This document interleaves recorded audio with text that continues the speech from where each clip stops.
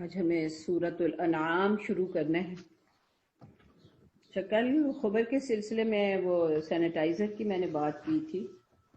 کہ اس کا major ingredient چونکہ الکوہل ہے، تو مجھے تھوڑا سا اس کے استعمال میں مطلب شبہ ہے، یا مطلب اتنا وائڈلی استعمال جس طرح کیا جا رہا ہے اس پہ ایک ڈاکٹر بہن نے میری توجہ دلائی کہ بھائی اس معاملے میں تو علماء کا فتویٰ بھی ہے کہ بھائی جب ایسی ضرورت ہو تو وہ جائز ہے۔ تو اگر جواز کا فتویٰ ہے، اور وہ تو ہے ہی پہلے سے ہی ہے، آخر پرفیومز بھی سارے الکوہل میں ہی بنتے ہیں اور اس کے لیے بھی جواز کا فتویٰ موجود ہے، تو بہرحال مجھے جو شبہ تھا میں نے اس کا اظہار کیا۔ باقی اب جب فتویٰ موجود ہے تو بہرحال رخصت ہے جو اس پر عمل کرنا چاہے۔ تو سورۃ الانعام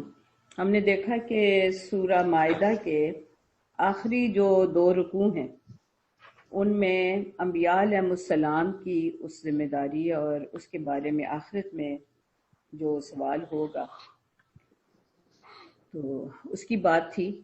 اب اس میں انبیاء علیہ السلام سے تو یہ پوچھا گیا ہے نا کہ ماذا اجبتم، آپ لوگوں کو کیا جواب ملا، اور اس کے جواب میں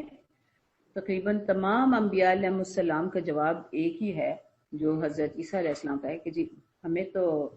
ہم تو جب تک ان کے درمیان تھے تو جو سامنے بات تھی ہمیں تو وہی پتہ ہے، تو علام الغیوب تو آپ ہی ہیں، دلوں کا حال آپ ہی جانتے ہیں۔ تو اب اس کے فوراً بعد سورۃ الانعام جو ہے یہ ان بنیادی جو عقائد ہیں ان کی بات کرتی ہے کہ جو بنیادی پیغام ہے تمام انبیاء علیہ السلام کا، اور یعنی جو ان کے ذریعے پہنچایا گیا انسانوں کو،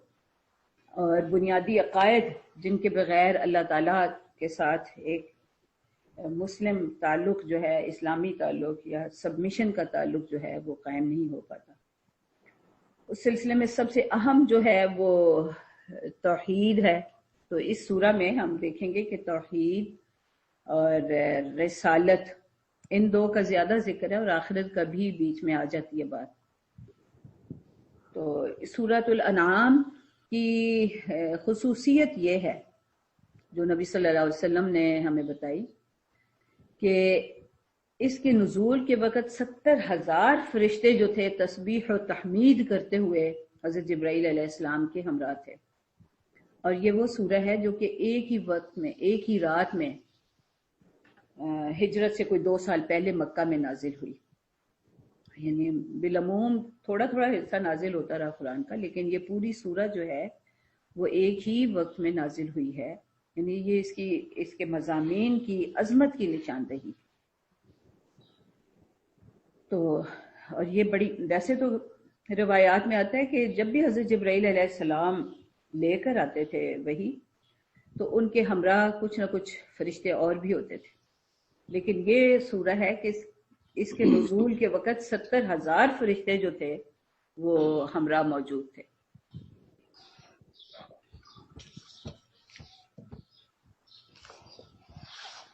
اس میں ہم دیکھتے ہیں کہ سب سے پہلے سب زیادہ جس مضمون کا تذکرہ ہے وہ توحید ہے۔ اعوذ باللہ من الشیطان الرجیم، بسم اللہ الرحمن الرحیم۔ الحمد للہ الذی خلق السماوات والارض وجعل الظلمات والنور ثم الذین کفروا بربہم یعدلون۔ حمد اس اللہ کے لیے ہے، تمام حمد اس اللہ کے لیے ہے۔ الحمد، تمام حمد اس اللہ کے لیے ہے جس نے آسمانوں اور زمین کو تخلیق کیا، اور جس نے ظلمات اور نور بھی تخلیق کیے، بنائے۔ ثم الذین کفروا بربہم یعدلون، پھر لوگ ہیں کہ اس کے ساتھ برابری کرتے ہیں یا کسی اور کو برابر بناتے ہیں۔ یعنی وہ لوگ جنہوں نے دعوت حق کو ماننے سے انکار کر دیا، ثم الذین کفروا، وہ دوسروں کو اپنے رب کا ہمسر ٹھہرا رہے ہیں، والذی خلقکم من طین ثم قضى اجلا، وہی تو ہے جس نے تمہیں مٹی سے پیدا کیا اور پھر تمہارے لیے ایک مدت مقرر کر دی، وَأَجَلٌ مُّسَمًّى عِندَهُ ثُمَّ أَنتُمْ تَمْتَرُونَ، پھر اور ایک دوسری مدت اور بھی ہے جو اس کے ہاں طے شدہ ہے، مگر تم لوگ ہو کہ شک میں پڑے ہوئے ہو۔ وَهُوَ اللَّهُ فِي السَّمَاوَاتِ وَفِي الْأَرْضِ يَعْلَمُ سِرَّكُمْ وَجَهْرَكُمْ وَيَعْلَمُ مَا تَكْسِبُونَ، اور وہی اللہ آسمانوں میں بھی ہے اور زمین میں بھی، وہ جانتا ہے جو تم چھپاتے ہو اور جو ظاہر کرتے ہو، وَيَعْلَمُ مَا تَكْسِبُونَ، اور وہ جانتا ہے جو کچھ برائی یا بھلائی تم کماتے ہو۔ وَمَا تَأْتِيهِم مِّنْ آيَةٍ مِّنْ آيَاتِ رَبِّهِمْ إِلَّا كَانُوا عَنْهَا مُعْرِضِينَ، لوگوں کا حال یہ ہے کہ ان کے رب کی نشانیوں میں سے کوئی نشانی ایسی نہیں جو ان کے سامنے آئی ہو اور انہوں نے اس سے منہ نہ موڑ لیا ہو۔ فَقَدْ كَذَّبُوا بِالْحَقِّ لَمَّا جَاءَهُمْ، جب اب یہ بھی حق جب ان کے سامنے آ گیا تو انہوں نے اس کو بھی جھٹلایا۔ فَسَوْفَ يَأْتِيهِمْ أَنبَاءُ مَا كَانُوا بِهِ يَسْتَهْزِئُونَ، اچھا جس چیز کا وہ اب تک مذاق اڑاتے رہے ہیں ان قریب اس کے متعلق کچھ خبریں انہیں پہنچیں گی۔ أَلَمْ يَرَوْا كَمْ أَهْلَكْنَا مِنْ قَبْلِهِمْ مِنْ قَرْنٍ مَكَّنَّاهُمْ فِي الْأَرْضِ مَا لَمْ نُمَكِّنْ لَكُمْ وَأَرْسَلْنَا السَّمَاءَ عَلَيْهِمْ مِدْرَارًا وَجَعَلْنَا الْأَنْهَارَ تَجْرِي مِنْ تَحْتِهِمْ فَأَهْلَكْنَاهُمْ بِذُنُوبِهِمْ وَأَنشَأْنَا مِنْ بَعْدِهِمْ قَرْنًا آخَرِينَ، کیا انہوں نے نہیں دیکھا کہ ان سے پہلے کتنی ایسی قوموں کو ہم ہلاک کر چکے ہیں جن کا اپنے اپنے زمانہ میں دور دورہ رہا، ان کو ہم نے زمین میں وہ اقتدار بخشا تھا جو تمہیں نہیں بخشا، ان پر ہم نے آسمان سے خوب بارشیں برسائیں اور ان کے نیچے نہریں بہا دیں، مگر جب انہوں نے کفران نعمت کیا تو آخرکار ہم نے ان کے گناہوں کی پاداش میں انہیں تباہ کر دیا اور ان کی جگہ دوسرے دور کی قوموں کو اٹھایا۔ وَلَوْ نَزَّلْنَا عَلَيْكَ كِتَابًا فِي قِرْطَاسٍ فَلَمَسُوهُ بِأَيْدِيهِمْ لَقَالَ الَّذِينَ كَفَرُوا إِنْ هَٰذَا إِلَّا سِحْرٌ مُّبِينٌ، اور اگر ہم آپ کے اوپر کوئی کاغذ میں لکھی لکھائی کتاب بھی اتار دیتے اور لوگ اسے اپنے ہاتھوں سے چھو کر بھی دیکھ لیتے، تب بھی جنہوں نے حق کا انکار کیا ہے وہ یہی کہتے کہ یہ تو سرہی جادو ہے۔ وَقَالُوا لَوْلَا أُنزِلَ عَلَيْهِ مَلَكٌ وَلَوْ أَنزَلْنَا مَلَكًا لَقُضِيَ الْأَمْرُ ثُمَّ لَا يُنظَرُونَ وَلَوْ جَعَلْنَاهُ مَلَكًا لَجَعَلْنَاهُ رَجُلًا وَلَلَبَسْنَا عَلَيْهِمْ مَا يَلْبِسُونَ، اور کہتے ہیں کہ اس نبی پر کوئی فرشتہ کیوں نہیں اتارا گیا، اگر کہیں ہم نے فرشتہ اتار دیا ہوتا تو اب تک کبھی کا فیصلہ ہو چکا ہوتا، پھر انہیں کوئی مہلت نہ دی جاتی، اور اگر ہم فرشتے کو اتارتے تب بھی اسے انسانی شکل ہی میں اتارتے اور اس طرح انہیں اسی شبہ میں مبتلا کر دیتے جس میں اب یہ مبتلا ہیں۔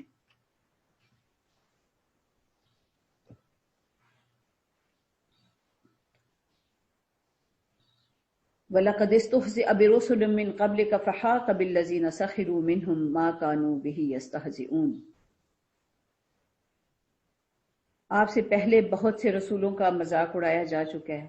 مگر ان مذاق اڑانے والوں پر آخرکار وہی حقیقت مسلط ہو کر رہی جس کا وہ مذاق اڑاتے تھے۔ اس میں ابتدائی آیت جو ہے اللہ تعالیٰ کا تعارف کہ ہر چیز کی تخلیق جو ہے وہ انہی کی طرف سے ہے، جو ہمیں ازداد لگتی ہیں، ایک دوسرے کی ضد چیزیں لگتی ہیں، وہ سب بھی ان کی تخلیق اللہ ہی کی طرف سے ہے، ظلمات بھی اور نور بھی، یعنی حصی اور معنوی اندھیرے اور حصی اور معنوی نور، یعنی ایک حصی اندھیرا ہوتا ہے نا کہ جو ہمیں نظر آتا ہے کہ بتی نہیں جل رہی، اب وہ بھی اللہ کی طرف سے ہے، اور کائنات میں بہت سارے ایسے ڈارک ایریاز ہیں جن کا پتہ ہی نہیں چلتا کہ بھئی اس میں کیا ہے اور کیوں یہ ڈارک ہیں، اور بہت سارے ہیں جو مستقل روشن ہیں اور روشنی کے بہت سارے منابع جو ہیں وہ نظروں میں ہیں، پھر معنوی اندھیرے اور معنوی روشنی۔ معنوی روشنی تو جیسے پہلے بھی تذکرہ آ چکا ہے کہ علم ہے، ایمان ہے، یقین ہے، اطاعت ہے، یہ سب نور ہیں، ہدایت ہے اللہ تعالیٰ کی طرف سے جو آتی ہے، رہنمائی ہے. اور اس کے مقابلے میں جہالت، شکوک و شبہات، شرک، معصیت، غفلت، یہ سب وہ اندھیرے ہیں. اور انسان کی فطرت میں یہ دونوں چیزیں رکھی ہوئی ہیں. وہ اس روشنی کو وہ مانوی روشنی کو بھی پہچان سکتا ہے اور مانوی اندھیروں میں بھی گم ہو سکتا ہے. تو اب تنبیہ یہ ہے کہ ہر شخص کو خود دیکھنا ہے کہ وہ کس چیز کو قبول کرتا ہے، اندھیروں سے روشنی کی طرف کس طرح نکلتا ہے. یہاں پہ ثم الذین کفروا بربہم یعدلون، یعنی پھر بھی یعنی اس کائنات، اس بڑی کائنات، لامتناہی کائنات، اس پر اگر نظر ڈالیں تو پھر یہ جرت کو اسی کو کیسے ہوتی ہے کہ وہ اپنے رب کے برابر کسی کو ٹھہراتا ہے. تو یہ ایک ایسا معاملہ ہے جس پر بہت ہی فلاسفہ بھی جو ہیں وہ بھی بڑی بحث کرتے رہے ہیں اور ہمیشہ موضوع گفتگو رہا ہے. اس کے مقابلے میں تمام انبیاء علیہ السلام کی دعوت جو ہے وہ بنیادی طور پر یہی رہی ہے کہ ہر چیز کا خالق ایک ہے. جس طرح بت پرست اقوام نے ہر چیز کا الگ خالق بنا رکھا تھا، یعنی کوئی روزی دینے کا خالق ہے تو کوئی بارش کا خالق ہے، تو کوئی دولت کا ہے، تو کوئی محبت کا ہے، تو کوئی اندھیروں کا ہے، تو کوئی مصیبتوں کا ہے. یعنی ان کے خیال میں ہر ایک کے لیے کوئی الگ ہی خدا ہے. لیکن اللہ تعالیٰ بار بار یہ کہتے ہیں کہ وہ ایک ہی اللہ ہے. تب ہر چیز کا اچھی ہے یا بری ہے، حسی اور مانوی معنوں میں روشن ہے یا جہالت ہے یا اندھیرے ہیں، سب کا خالق جو ہے وہ ایک اللہ ہی ہے. اور نہ صرف یہ کہ وہ اس نے تخلیق کی سب کچھ، بلکہ وہ ہر ایک کے اوپر پوری نظر بھی رکھے ہوئے ہے. لیکن اس کے باوجود ہمیشہ لوگوں نے، انبیاء علیہ السلام نے جب ان کو یہ خبر دی تو ایک تو مذاق اڑایا اور پھر طرح طرح کے مطالبات. ان میں سے ایک مطالبہ یہ رہا ہمیشہ کہ اگر یہ نبی ہیں تو ان کے ساتھ فرشتے کیوں نہیں نازل ہوتے، یعنی فرشتوں کے وجود کو گویا کہ وہ قبول کرتے تھے. تو اب فرشتے جو ہیں ان کی سہار جو ہے یا ان کو دیکھنا جو ہے وہ کوئی اتنا آسان کام نہیں ہے. نبی صلی اللہ علیہ وسلم کا جو وحی ان پر نازل ہوتی تھی اس کی جو تفصیلات آتی ہیں، نہایت ثقیل کام تھا کہ ایک لفظ بھی بعض اوقات نازل ہوا ہے تو اس کے بوجھ سے اگر وہ اونٹنی پر بیٹھے ہوتے تھے وہ اونٹنی نیچے بیٹھ جاتی تھی، وہ کھڑی نہیں رہ سکتی تھی. اور نبی صلی اللہ علیہ وسلم خود جو تھے ان پسینے سے تر ہو جاتے تھے سردیوں کے موسم میں بھی. یعنی ایک نہایت یہ ثقیل کام تھا، بہت بوجھ والا کام تھا. اور فرشتوں کا دیکھنا یا ان کا تحمل جو ہے وہ ہر شخص کے مطلب ان کا ادراک جو ہے، ان کا تحمل جو ہے وہ ہر ایک کے بس کی بات نہیں ہے. ہر ایک کے کیا، نبی صلی اللہ علیہ وسلم خود فرماتے ہیں کہ جو کچھ مجھے نظر آتا ہے اگر تمہیں نظر آئے تو تم تو چیخے مارتے ہوئے جنگلوں میں بھاگ جاؤ. تو یہ فرمائے بڑی عجیب ہے کہ بندہ یہ کہے کہ فرشتے کیوں نہیں آپ کے ہمراہ آئے، اگر آتے تو اول تو نظر ہی نہ آتے. اللہ تعالیٰ تو کہتے ہیں وہ نازل ہو رہے ہیں ان کے ہمراہ. نبیوں کے ہمراہ ہمیشہ فرشتے رہتے ہیں بلکہ ہمارے ساتھ بھی ہیں، لیکن وہ نظر ہی نہ آئے تو پھر وہ جو اعتراض ہے یا مطالبہ وہ تو وہیں کا وہیں. تو اگر ہمیں نظر آنا مقصود ہو تو وہ کہتے ہیں کہ وہ تو پھر کسی انسان کی شکل یعنی مادی شکل میں آئے گا تو تم اس مطلب دیکھ سکو گے نا. لیکن اگر مادی شکل میں آئے تو پھر تعجب میں یا التباس میں مبتلا ہو جاؤ گے. یعنی آئے بھی ہیں نا انسانی شکل میں بھی، حضرت ابراہیم علیہ السلام کے پاس آئے، حضرت لوط علیہ السلام کے پاس گئے اور آتے رہے ہیں. لیکن نبی صلی اللہ علیہ وسلم کے پاس آئے، حضرت جبرائیل علیہ السلام خود انسانی شکل میں تشریف لائے. تو لیکن کوئی پہچان تو نہ سکا کہ یہ فرشتے ہیں. تو یہ چیز، یہ مطالبہ ہی بڑا عجیب ہے لوگوں کا. پھر فرماتے ہیں قُلْ سِیرُوا فِی الْأَرْضِ ثُمَّ انظُرُوا کَیْفَ کَانَ عَاقِبَةُ الْمُکَذِّبِینَ. آپ ان سے پوچھئے کہ آسمانوں اور زمین میں جو کچھ ہے وہ کس کا ہے. زمین میں ذرا چل پھر کر دیکھو، پھر دیکھو کہ جھٹلانے والوں کا انجام کیا ہوا. قل لمن ما فی السماوات والارض، ان سے پوچھئے کہ آسمانوں اور زمین میں جو کچھ ہے وہ کس کا ہے؟ قل للہ، آپ انہیں بتا دیجئے کہ اللہ ہی کا ہے۔ کتب علی نفسہ الرحمہ لیجمعنکم الی یوم القیامۃ لا ریب فیہ الذین خسروا انفسهم فهم لا یؤمنون۔ اس نے رحم و کرم کا شیوا اپنے اوپر لازم کر لیا ہے، اسی لیے وہ نافرمانیوں اور سرکشیوں پر تمہیں جلدی سے نہیں پکڑ لیتا۔ قیامت کے روز وہ تم سب کو ضرور جمع کرے گا۔ یہ بالکل ایک غیر مشتبہ حقیقت ہے، مگر جن لوگوں نے اپنے آپ کو خود تباہی کے خطرے میں مبتلا کر لیا ہے وہ اسے نہیں مانتے۔ اب یہ نا، جب بھی اللہ تعالیٰ کے بارے میں بات ہوتی ہے تو ایک العجز عن درک الذات ادراک، اس ذات کے ادراک سے عاجز ہو جانا ہی ادراک ہے، یعنی اس ذات کا ادراک کسی انسان کے بس کی بات ہی نہیں ہے، مخلوق کے بس کی بات ہی نہیں ہے۔ والبحث عن کنہ الذات اشراک، اور اس کی اصل کی کھوج خرید میں پڑھنا جو ہے وہ شرک کا اندیشہ ہے اس میں، یعنی اس کی حقیقت کہ اللہ کیسا ہے، کون ہے، کیفیت، یعنی اللہ کی صفات میں کمیت اور کیفیت کا ادراک ممکن ہی نہیں ہے، یہ انسان کے بس کی بات ہی نہیں ہے۔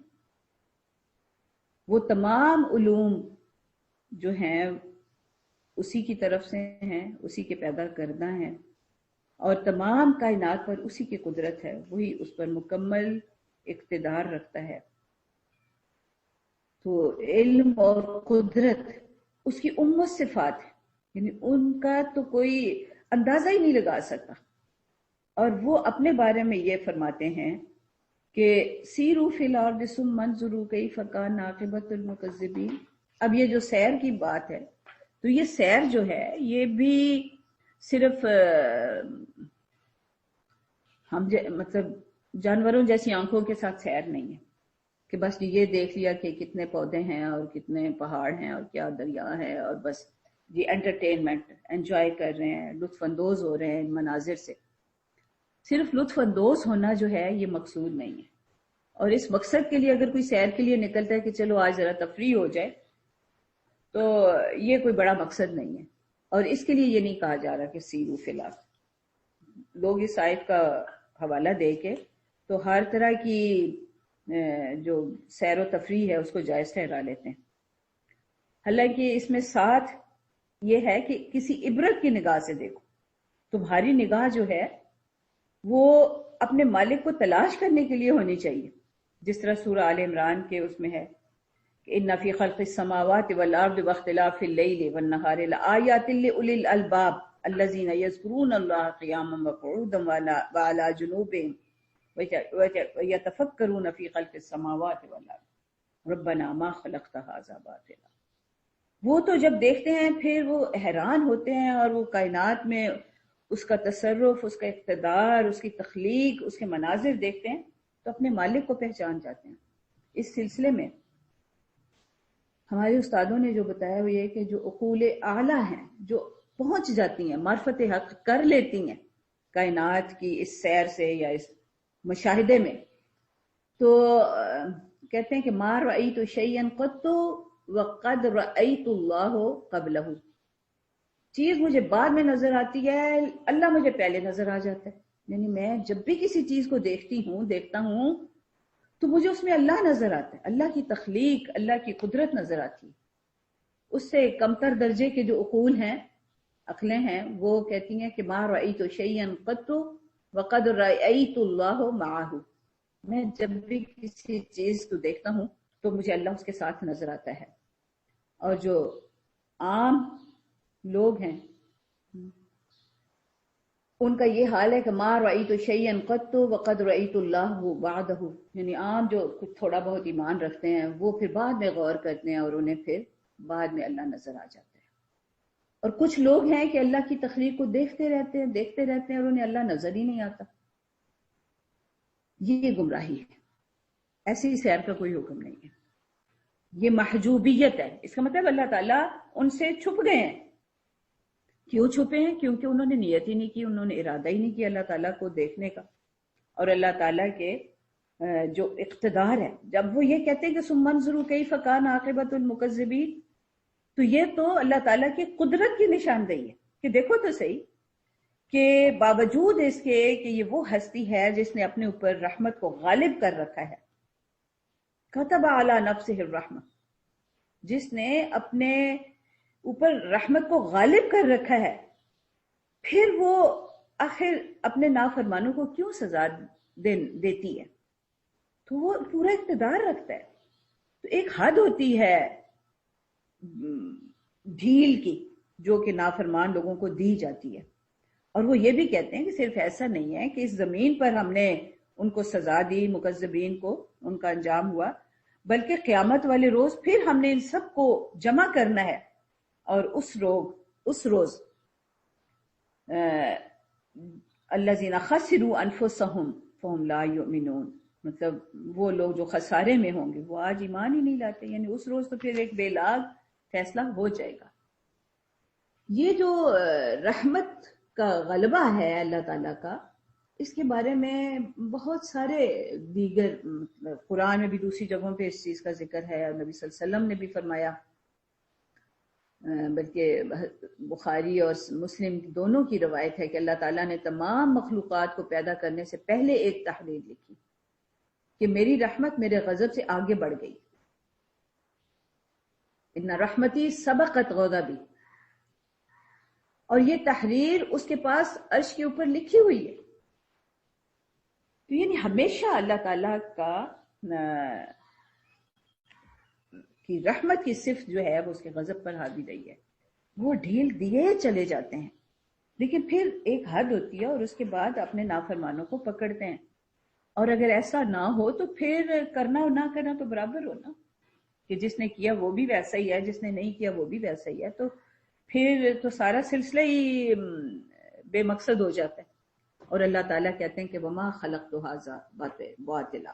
یعنی جو بتایا ہے ابھی، جو ہم نے سورہ آل عمران میں بھی دیکھا کہ بندہ جو ہے، بندہ مومن، وہ جب دیکھتا ہے تو کہتا ہے کہ میرے رب نے یہ سب کچھ بے مقصد تو نہیں پیدا کیا۔ وَلَهُ مَا سَكَنَ فِي اللَّيْلِ وَالنَّهَارِ وَهُوَ السَّمِيعُ الْعَلِيمُ، یہ وہ اپنا ہی تعارف کرائے چلے جا رہے ہیں، اسی کے لیے ہے جو کچھ ٹھہرا ہوا ہے رات اور دن میں،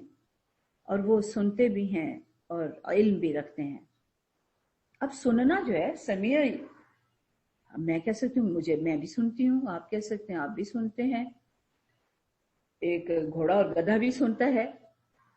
مطلب سارے ہی مخلوق جو ہے اس میں اس کو سماعت کی صفت بھی اللہ تعالیٰ نے دے رکھی ہے، اور کچھ نہ کچھ علم بھی ہے یہ ہر ایک کو، لیکن جو اللہ کی السمیع الف لام کے ساتھ السمیع العلیم، یہ ایسی صفات ہیں کہ یہ وہ رب ہے جو اپنی ہر مخلوق کی ہر سرگوشی سنتا ہے، اور اس پر مسلسل، اور سمیع جگہ اس کا مطلب اس سننے میں کبھی تعطل واقع نہیں ہوا، پوری کائنات۔ اور جیسے کہ دوسری روایات میں ہمیں معلوم ہوتا ہے کہ پتھر اور بظاہر جمادات نظر آنے والے بے جان، ہم جن کو کہتے ہیں کہ یہ بے جان چیزیں ہیں، کچھ کو ہم جاندار کہتے ہیں، تو بے جان چیزیں بھی جو ہیں وہ اپنے رب سے بات کرتی ہیں۔ اب ان کی بات ہمیں تو نہیں سنتی، لیکن وہ کائنات کا رب، کائنات کا مالک، کائنات کے ذرے ذرے کی سرگوشی جو ہے وہ سنتا ہے، اور اس کو ذرے ذرے کے بارے میں علم ہے۔ السمیع العلیم، یعنی اس کی ان صفات میں کنٹینیوٹی ہے، تسلسل ہے۔ قل اغیر اللہ اتخذ ولیا فاطر السماوات والارض وهو یطعم ولا یطعم، اب ان سے پوچھئے کہ کیا میں اس اللہ کو چھوڑ کر کسی اور کو اپنا ولی بناؤں؟ یہ میرا خیال ہے سورہ آل عمران، نساء اور مائدہ میں بھی پے در پے یہ موالات کی ہم بات کرتے رہے ہیں، اور اللہ تعالیٰ واضح طور پر فرما چکے ہیں اللہ ولی الذین آمنوا، اہل ایمان کا ولی تو صرف اللہ ہے، اور پھر وہ جن کو وہ اجازت دیں کہ بھئی ان کے ساتھ بھی کچھ موالات کا رشتہ قائم کر سکتے ہو، لیکن غیر اللہ کے ساتھ ولایت کا رشتہ قائم کرنا، فرماتے ہیں کہ قل اغیر اللہ اتخذ ولیا، اب کہو، ان سے پوچھو کیا اللہ کو چھوڑ کر میں کسی اور کو اپنا سرپرست بنا لوں، کسی اور کو اپنا ولی بناؤں؟ اس اللہ کو چھوڑ کر جس نے آسمانوں اور زمین کو فاطر السماوات، فاطر کیا، خالق، فاطر کہتے ہیں بالکل نئی چیز ایک بنائی، کوئی پہلے ڈیزائن نہیں تھا، کوئی پہلے مٹیریل نہیں تھا، کوئی مادہ نہیں تھا، سب کچھ اس نے خود بنایا، بلکہ اس کی جتنی تخلیق کی صفات ہیں، چاہے وہ فاطر ہو، چاہے وہ خالق ہو، چاہے وہ بدا ہو، مطلب ساری جو ہے وہ اسی طرف نشاندہی کرتی ہیں کہ جو کچھ جیسا کچھ اس نے بنایا اس کی کوئی مثال نہیں ہے کہ میٹیریل کہیں اور سے لیا یا اس کا فنکشن کہیں اور سے اس کو پتا چلا۔ وہ ایک ہی خالق ہے جس نے میٹیریل بھی جنریٹ کیا، بنایا، اور پھر اس کی شکل صورت بھی بنائی، اور پھر اس کو اس کے کام پہ بھی لگا دیا۔ ایک ایک ذرے کا کام جو ہے وہ مخصوص ہے، مقرر ہے، اور وہ اس سے ذرا برابر ادھر ادھر نہیں ہو سکتا۔ آکسیجن کی جو صفات ہیں وہ آکسیجن کی ہیں، وہ ذرا برابر اس میں رد و بدل نہیں ہو سکتا۔ جو سلفر کی ہیں وہ سلفر کی ہیں، جو آئرن کی ہیں وہ آئرن کی، ہر چیز جو ہے وہ بڑی اسپیسیفک، بڑی مخصوص ہے۔ یہ ہے فاطر السماوات والارض، اور کائنات کا ذرہ ذرہ، اور وہ کھلاتا ہے، ولا یطعم، اور وہ کھاتا کچھ نہیں ہے، اس کو کھلایا نہیں جاتا۔ قل انی امرت ان اکون اول من اسلم ولا تکونن من المشرکین۔ اب جب اس رب کائنات کی یہ صفات سامنے آتی ہیں تو ویسے تو ایک سلیم الفطرت فرد جو ہے وہ بے اختیار پکار اٹھتا ہے کہ میں اسلمت لرب العالمین۔ اب یہاں پر فرمایا جا رہا ہے کہ آپ انہیں بتا دیجئے، آپ انہیں بتا دیجئے، انہیں حکم دے دیجئے کہ مجھے تو یہی حکم دیا گیا ہے کہ ان اکون اول من اسلم، کہ میں سب سے پہلے اس کے حضور سر تسلیم خم کر دوں، ولا تکونن من المشرکین، اور میں شرک کرنے والوں میں سے نہ ہوں۔ اب یہ اسلمہ کیا مطالبہ کرتا ہے مجھ سے؟ یہ یہاں پر تو ہے نا کہ سب سے پہلے میں ہوں۔ اس کا دوسرا مفہوم یہ ہو سکتا ہے کہ کوئی اور مانے نہ مانے، میں نے تو ماننا ہے، میں تو اسلمہ کر رہی ہوں، میں تو سر تسلیم خم کر رہی ہوں۔ اس زمین پر رہنے والوں میں سے کوئی بھی اس کا اطاعت شیار نہ ہو، کوئی بھی اطاعت کرنے کو تیار نہ ہو، مجھے کرنی ہے۔ اول من اسلم، اور اولا سے تھوڑا سا مجھے خیال کبھی آتا ہے کہ جیسے ہم کہتے ہیں کہ فلاں جو ہے وہ تو اول آ گیا، یعنی سب سے بہتر، سب سے اونچا درجہ اس کو حاصل ہو گیا، کہ میں سب سے بڑھ کر، یعنی جو کہا جاتا ہے کہ سبقت لے جاؤ خیرات میں، نیکیوں میں، بھلائیوں میں، تو یہ اللہ تعالیٰ کے حضور سر تسلیم خم کرنے میں ایک دوڑ لگا دو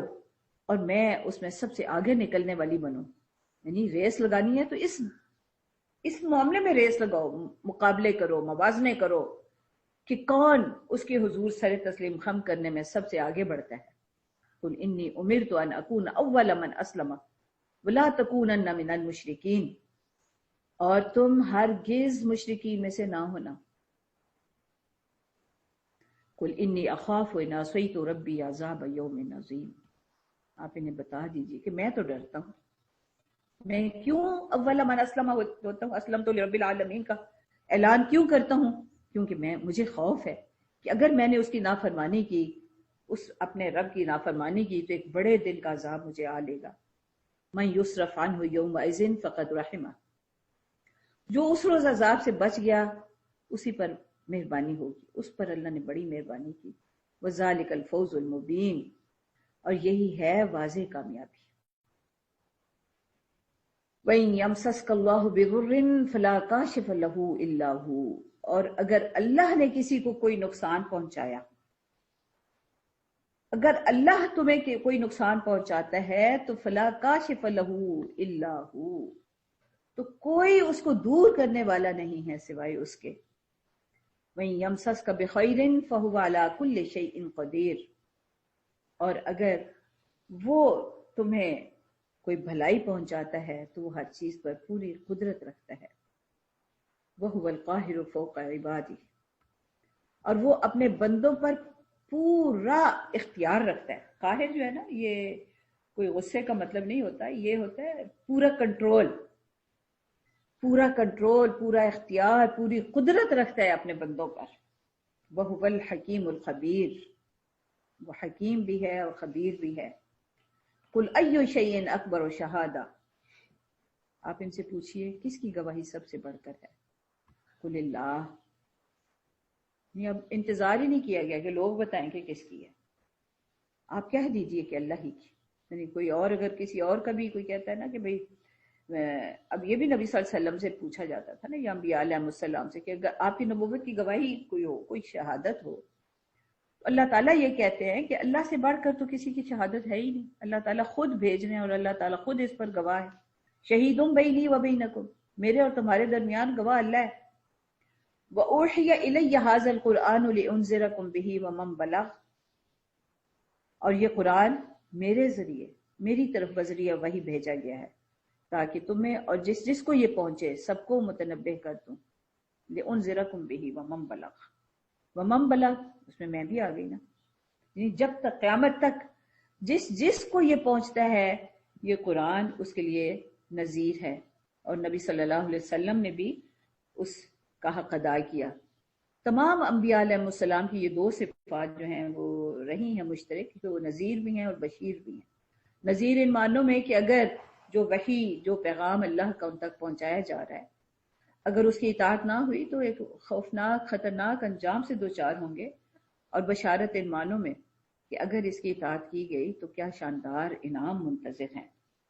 أَإِنَّكُمْ لَتَشْهَدُونَ أَنَّ مَعَ اللَّهِ آلِهَةً أُخْرَى، کیا واقعی تم لوگ یہ شہادت دے سکتے ہو کہ اللہ کے ساتھ دوسرے بھی معبود ہیں. آلِهَةً أُخْرَى قُلْ لَا أَشْهَدُ، آپ کہہ دیجئے کہ میں تو نہیں گواہی دیتا. قُلْ إِنَّمَا هُوَ إِلَٰهٌ وَاحِدٌ وَإِنَّنِي بَرِيءٌ مِّمَّا تُشْرِكُونَ، آپ کہہ دیجئے کہ وہی ایک الہ ہے اور میں تم جو کچھ شرک کرتے ہو میں اس سے بری ہوں. میں اس شرک سے قطعی بیزار ہوں جس میں تم مبتلا. وآخر دعوانا الحمدللہ رب العالمین.